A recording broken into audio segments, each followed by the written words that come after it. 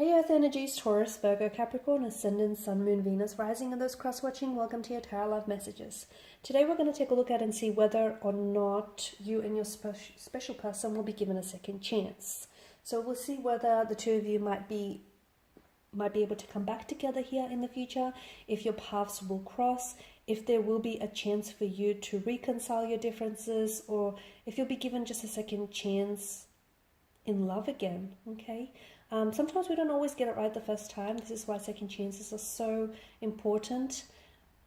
So we'll take a look and see if you and your special person here will be given that second chance, will be given a do-over. This is going to be a general reading, so guys, please just be mindful of that. If you're after a personal reading with myself, feel free to reach out and inquire. I will list my email just below the video here. So I'll give the cards a shuffle, and towards the end of the reading, I'll also be pulling out one card from the angel answers just to sort of crown the reading and see what messages the angels whisper to you. So will you be given a second chance? Strength card. Okay, straight away the message I'm getting is stay strong, or some of you have been staying strong for quite some time now.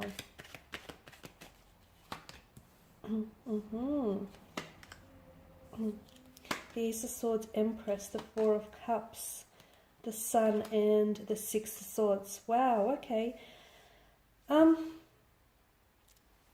This is quite a heavy energy here, because straight away I do feel like with the Strength card, someone here has been trying to keep their strength. You know, they have been staying strong for themselves and their loved ones. They have been staying very hopeful and optimistic about possibly reconciling, or possibly coming back together, possibly having another chance with this person here.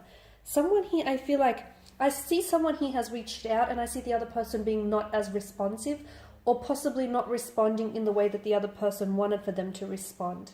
So especially with the Ace of Swords, I see someone having initiated or will be initiating communication and conversation, but I see the other person being a little bit almost standoffish, or a little bit cold, or a little bit distant, or just a little bit too in their heads with the Four of Cups.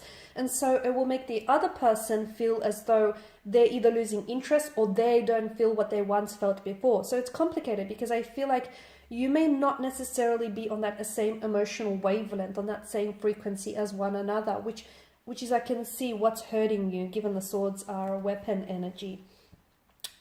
Will you be given a second chance? With regards to this connection, I feel like some of you, I don't know that you will be given I feel like you might be given a second chance, but I don't know that that second chance is going to go the way that you want it to go. Because I feel like with the Four of Cups, someone here is just too in their head about things. They're just, either they feel too much pressure, or they're just putting too much pressure on themselves or the other person, or they feel too much pressure from family and friends. Someone is in their head so much that essentially it's emotionally complicating everything for them. And I feel like someone here may not be ready. Someone is and someone isn't. And I feel like this is why the scales have tipped over and they're imbalanced. They're not necessarily in your favor. Whilst I do see there's an abundance of emotion, and whilst I do see there is potential for growth, I feel like this is exactly what needs to happen. Someone needs to work on themselves first, because I feel like either your person that you're dealing with may not have the same emotional maturity as yourself, or they may need to work on themselves. They may need to work on a business here, build a business. They may be doing some studying here. I feel like there's something here that they need to work on themselves before. For some of you, I can see that there's children involved. Okay, you've got the Empress, fertility. You've got the Sun, the child in the foreground here. So there's children involved. Maybe your person here needs to build a better relationship with their child, or is working on just spending some time with their children here. Or maybe it's you're the one that needs to spend some time with your children, or build a better relationship with a child here, because children, I feel like, are such a focal point in this energy. For some of you, you are in a separation with this person. You might have been like married or in a partnership with this person, and you've had children with them, and you want for them, a very big part of the reason why you want to come back together is you've built a life with one another, and you want for them to improve that relationship with your children here. So it gets complicated, because I feel like the two of you will get an opportunity to come back together. But what I'm seeing is before that opportunity is made available to you, I feel like there needs to be a lot of growth, a lot of healing. Now, you can do this individually, or the two of you can come together and you can sort of help each other grow and help each other heal here. I don't know how your energies work. I feel like it's always important to sort of confront your own pain and your growth individually. But obviously, you know, if the two of you can be that source of strength for one another, that's better still. I guess it just depends the energy fields that you're in. So you will get an opportunity to come back and possibly reconcile your differences or build a second chance with one another. But I feel like there needs to be a lot of growing here.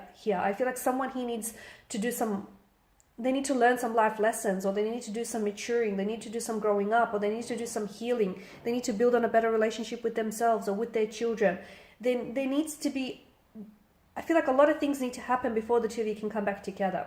The other interpretation I get for some of you watching is that I'm seeing that you need to, the troubled past that this person has had, they need to leave it behind. Because for some of you, this individual, they're not a bad person, but I feel like they either got mixed up with the bad crowd, with the wrong crowd, or they got mixed up doing bad things, like indulging in toxic substance or just living an unhealthy lifestyle.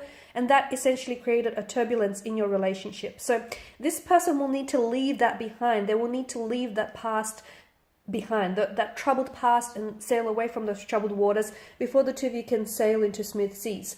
Or the two of you will have to, if you want to get a second chance, you can't keep looking backwards. You can't keep looking backwards, and you can glance back and see, okay, it didn't work because we did this, we made this mistake.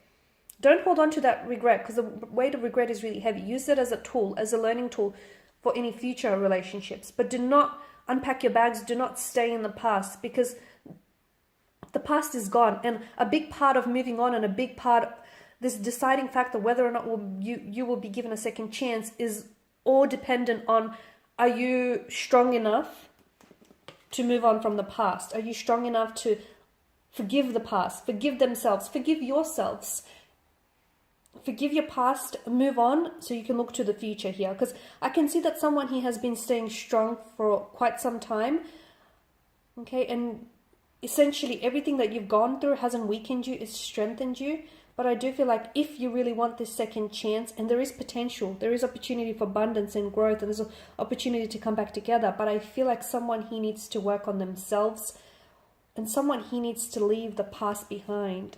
They need to move away from the past. Okay, so we'll see what the angel answers have for you. So I'm just going to pull out one card, just see what message they hold for you here. Listen to your intuition. Okay, so I'm a big believer in listening to your intuition, because it's never going to guide you wrong, in the wrong direction, right? So there's something about this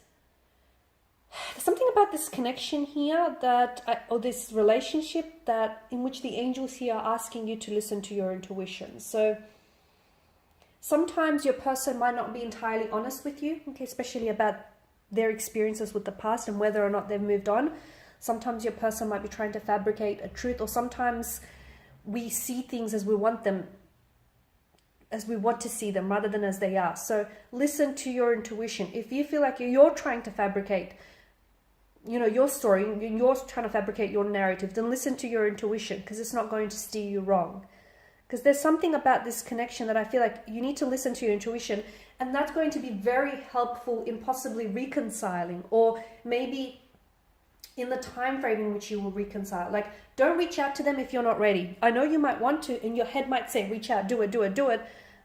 Or no, your heart might say, reach out, do it. But your head might say, not right now. You still need to work on yourselves, or you still need some space and some time between one another. So listen to your intuition, okay? Because it won't steer you in the wrong direction. It'll make sure that you'll end up exactly where you need to be. Alrighty, my lovelies, and these are your messages. I do hope that these have been helpful for at least some, if not all, watching. Thank you guys for watching and listening. Please show your support by subscribing to this channel, liking, sharing. I, of course, will be sharing with you more tarot love messages, so do stay tuned. And for those of you after a personal reading, feel free to reach out and inquire. Otherwise, bye for now.